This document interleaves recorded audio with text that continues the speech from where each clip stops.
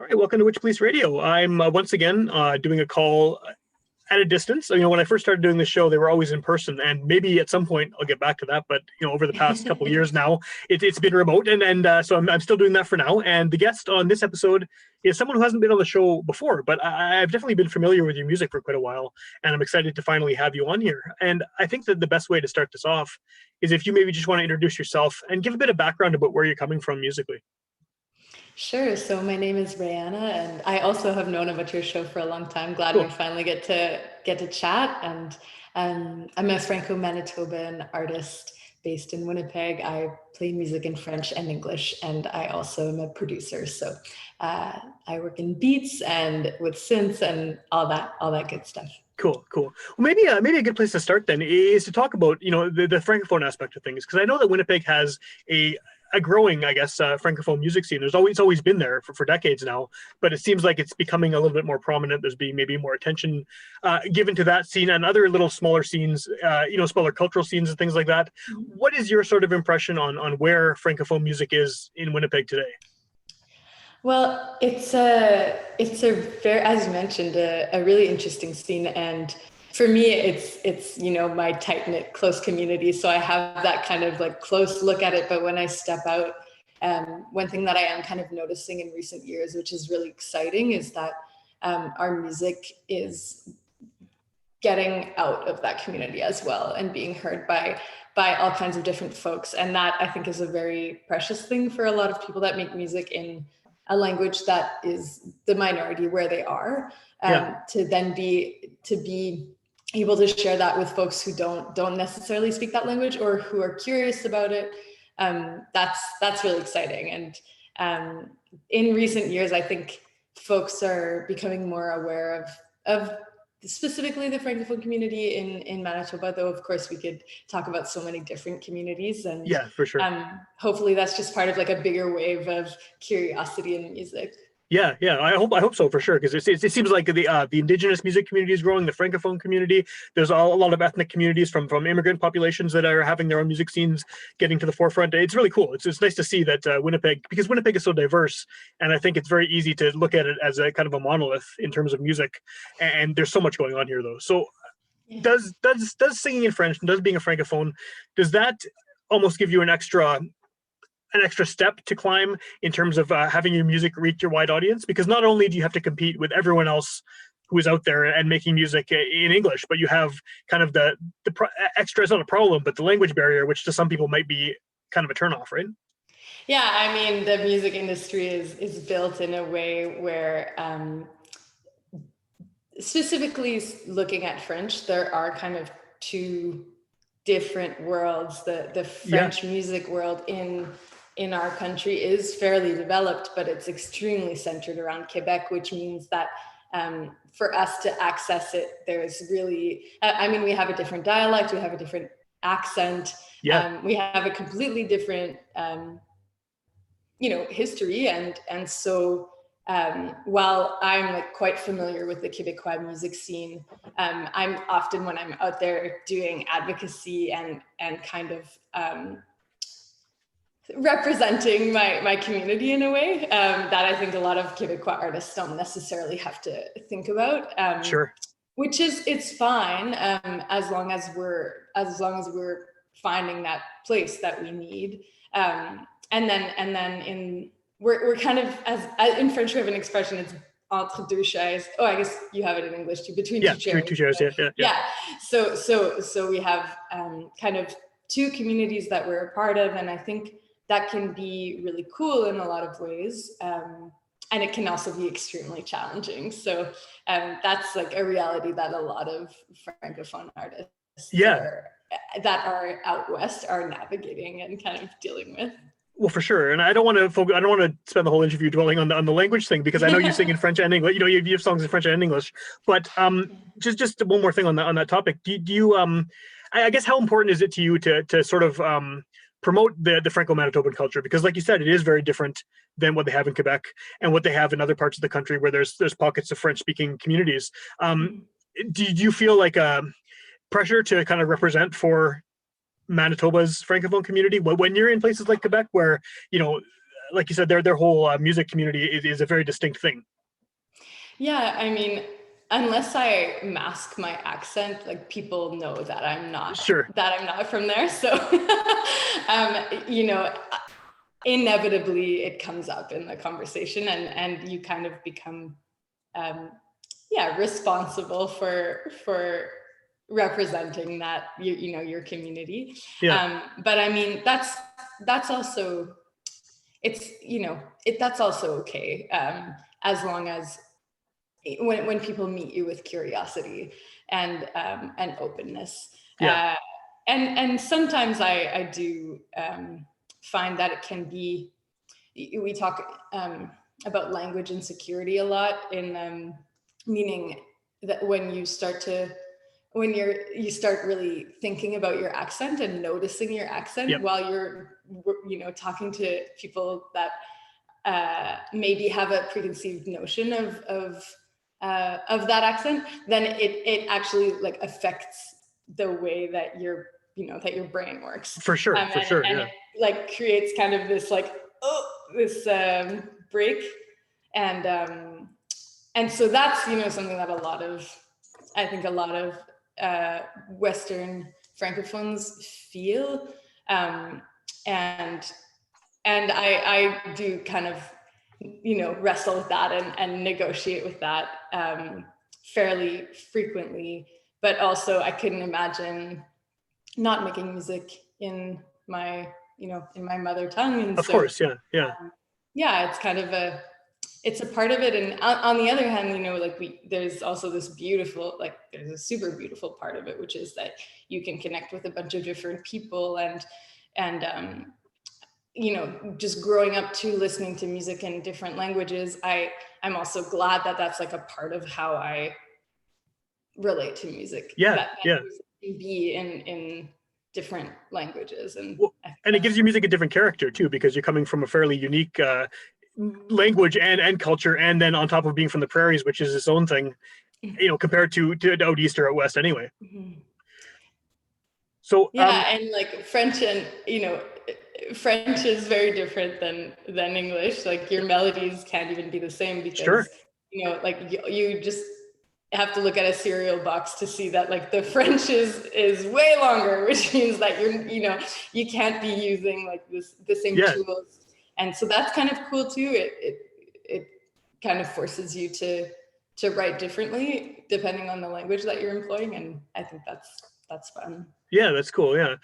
So just to kind of move away from the language thing, I do think it's super interesting, but I'm sure you talk about it all the time, and I don't necessarily want to make this whole interview about being a francophone musician. But obviously, we're still in a pandemic. Things at the time we're recording this seem to be getting better. There's more shows happening. You have shows on the horizon, which is great to see as well.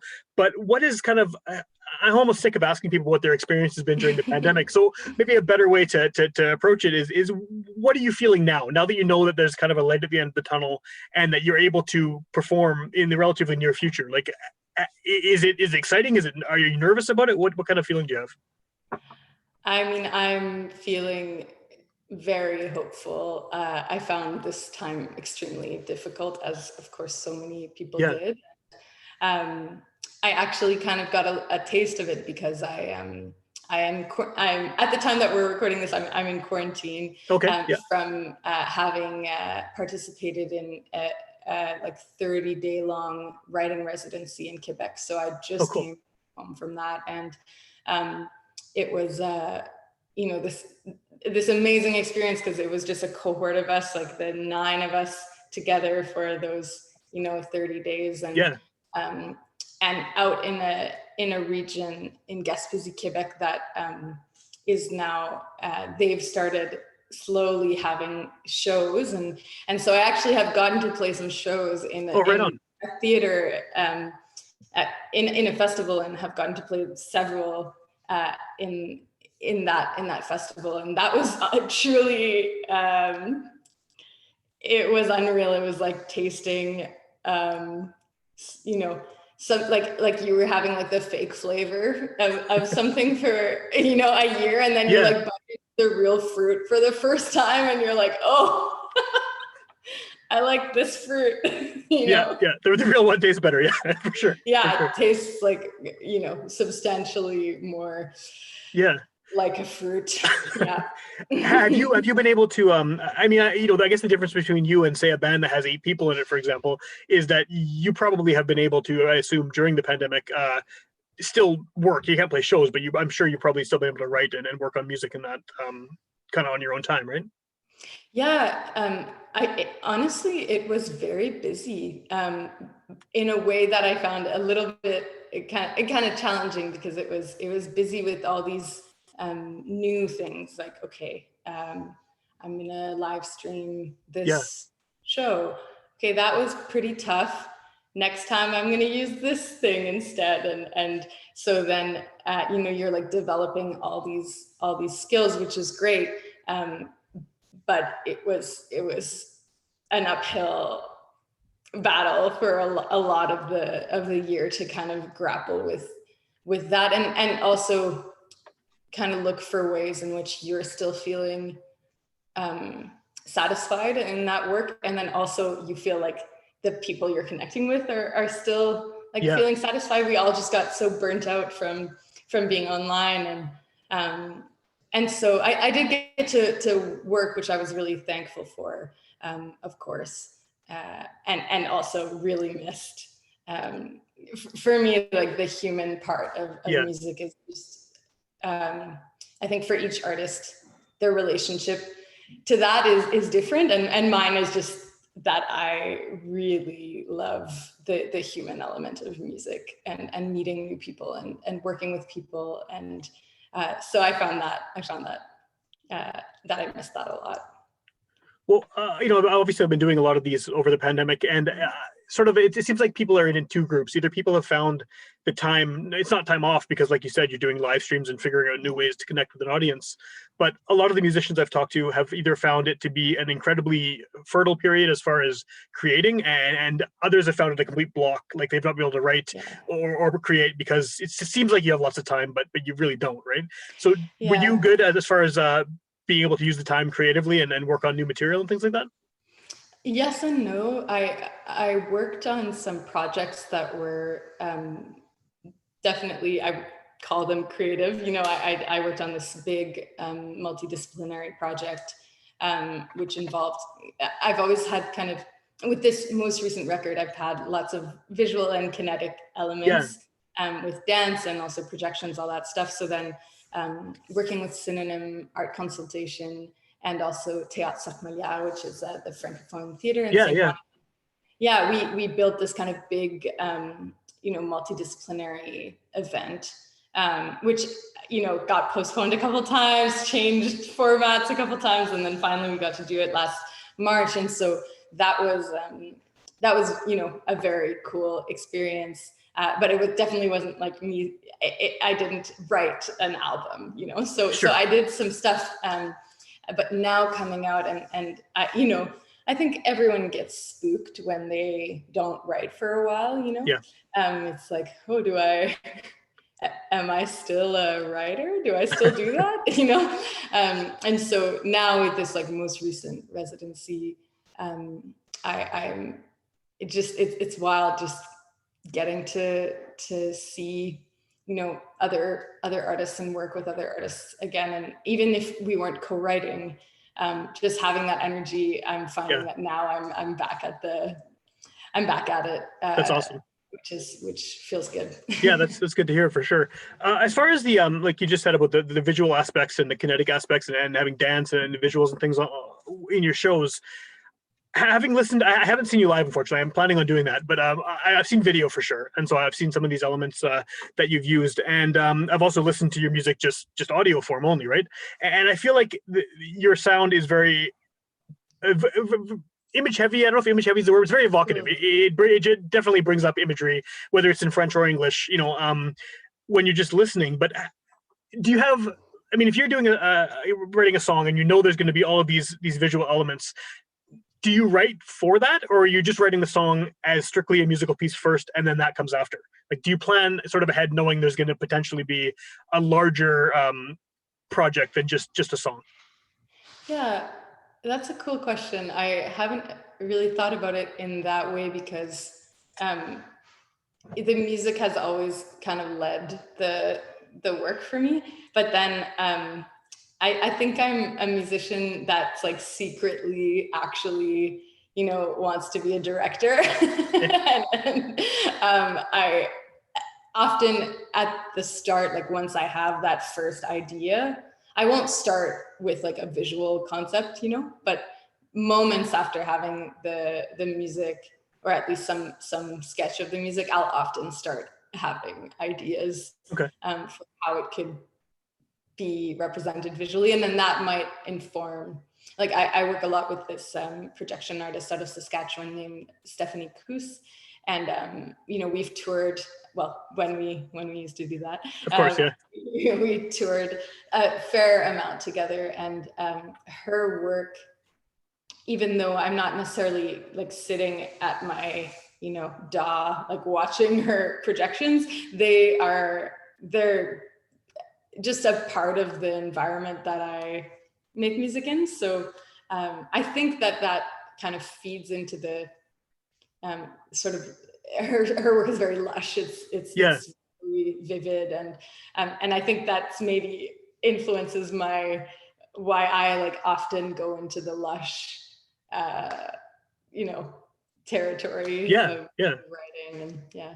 That makes sense for sure. Is there, like, do you sort of have an ideal, what's the ideal, I guess, size of or type of venue for you to do something like that? Because, you know, I imagine that the visual aspect of it isn't necessarily going to work as well, depending on the size and depending on the environment that you're playing in, right? Do you have a sort of in your mind, sort of an ideal type of place you'd want to be able to do this, so someone could get the full impact of the sound and the visuals? Yeah, it's what's cool about Steph's work is that she does mapping. So we've played in certain places where, you know, she'll even map like she'll map the ceiling above us, so that we're really almost in like an aquarium. And that, you know, that's very cool. That only works in it's often actually like a positioning thing. It only works if you're able to position the audience or the performers in a certain way so that the projector can catch you know, the whole thing. But I definitely find that more intimate venues for that type of thing really create this pretty wild immersive experience with Steph's visuals, and then the music can kind of just wash over everyone. For those shows will often, not always, but often, you know, speak very little, so that it's a pretty we can kind of all just like dive into this little world. So yeah, those kind of smaller venues have, I mean, we've also worked in some bigger venues with really beefy projectors, and like that's also very cool for sure. But there's something pretty magical about the small space that just gets completely taken over by those visuals and by the sound. Yeah, that makes a lot of sense, because you can just blanket everything with both, right? With both sound and vision.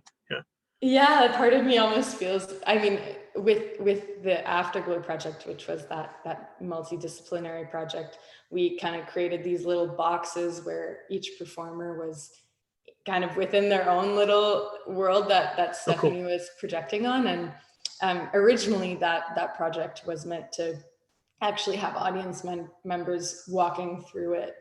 And I think that kind of thing, like doing, you know, even maybe the ideal scenario is one audience member sitting in a box and like sitting in a box for 10 minutes. And you know, I those kinds of things really get me excited to think about that stuff. And I know that we're not done like messing around with crazy ideas. So I look forward to kind of getting to do that kind of thing again with people, not only in the virtual with real life people in a real real setting. Yeah, exactly. How does that how does that translate to putting out a record, for example? I mean, you have a limited amount of visuals you can include with the record. Obviously, you have the the cover and the inside and the record itself if you have a color or design on it. But I mean, you're a little bit more limited, and the sound is clearly the the main priority there too, right?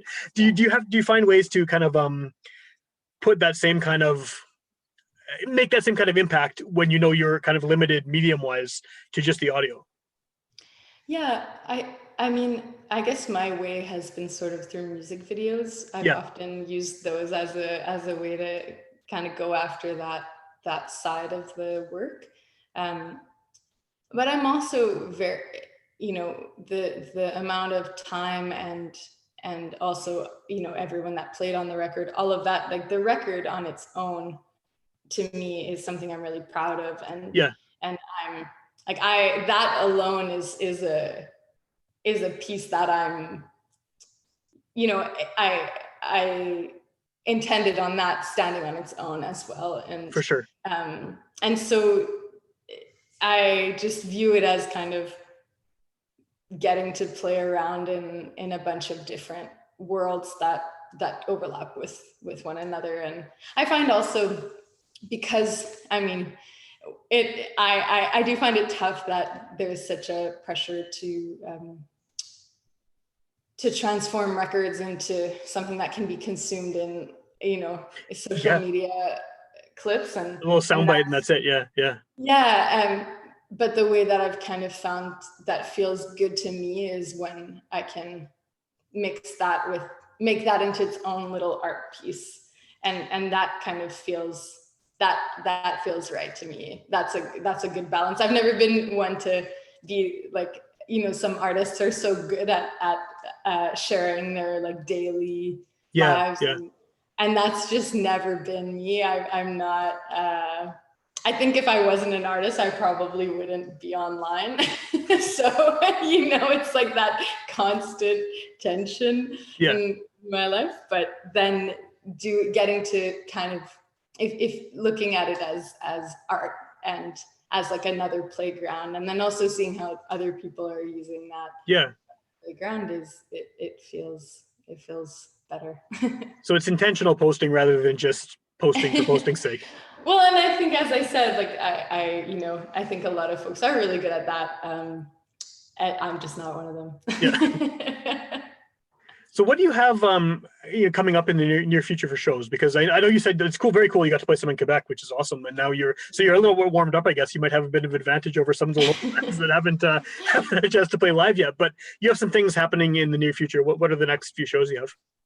Yeah, so I've got some outdoor stuff happening this summer in the city. I'll be at the Assiniboine Park for the outdoor series, which will be very fun. And then I lining up a couple more things. I'm finding that there's lots of outdoor stuff happening this year, and I actually hope that a lot of those things will stay in the future. I think we're actually seeing, dare I say, more small approachable bookings, local bookings in the city than we normally would, which is really interesting, thinking of all these great outdoor venues. And I think people want that. People want to enjoy live music outside during the summer.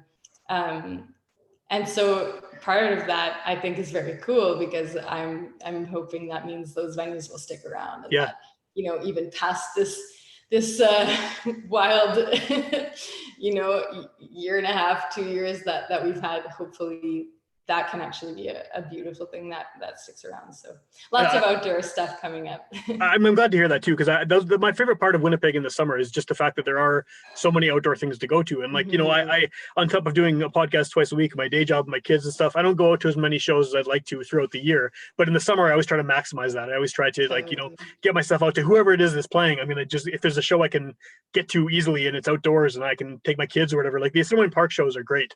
I'm really impressed with the lineup this year too.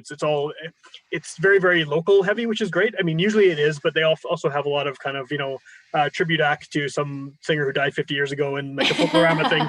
And nothing wrong with that. Obviously, there's an audience for that, but this one seems very focused on kind of younger local acts, which is great. Mm-hmm. yeah, and it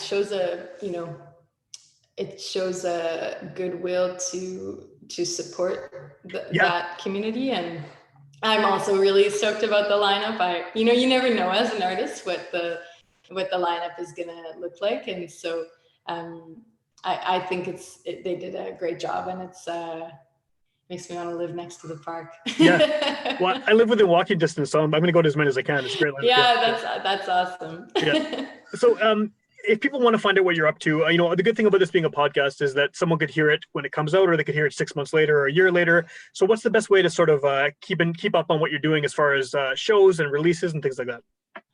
I'm on all the platforms that. I have a TikTok, but I'm not very diligent there. I just learned how to use that recently. Good for you. maybe after this I can take a lesson. I don't know if I'm there yet, but yeah. Anyway. I use those, all those platforms to kind of keep people in the loop and let folks know, if shows are coming up, and hopefully, I used to be on the road quite a lot. So there's a part of me that hopes that will be the case again soon. And so then I always try to let folks know when I'm headed their way or coming back home and up to new antics. What's the best way to hear your music? Where would you prefer people? Would you rather them, I know you mentioned the music videos and the visual aspects. Mm-hmm. Would you prefer people checked out kind of the full package there? Or would you rather they streamed it or went to Bandcamp? Or what's your kind of, as the artist, what is your choice for someone to seek out your music?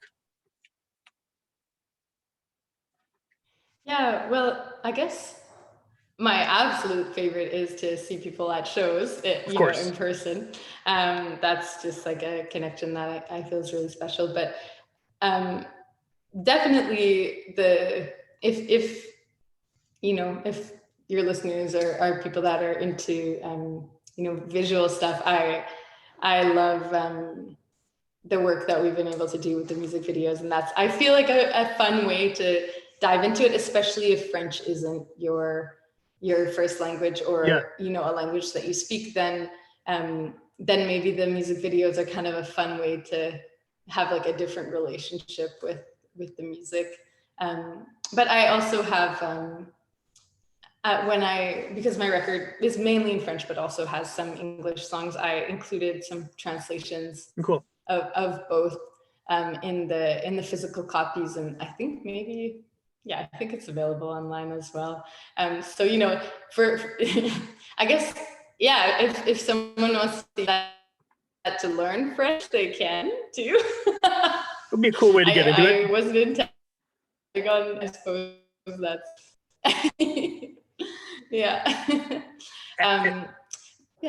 But of course, like Bandcamp and the physical copies are the way that as artists we make a living.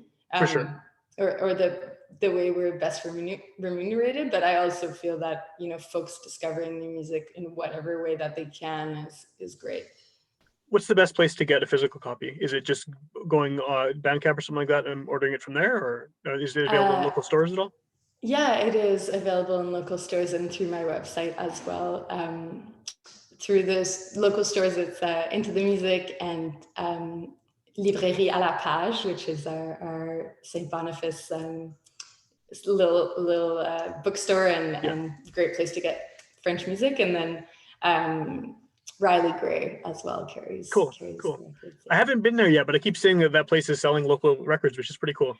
Yeah, they've been really supportive to the local community. And I also think it's a really fun, I love when music is sold in stores that aren't necessarily music specific, like they sell a number of different things, and I just think it's very fun. It's cool to see that when you're not expecting it, right? It's like, oh, hey, local albums. Yeah, exactly. Very cool.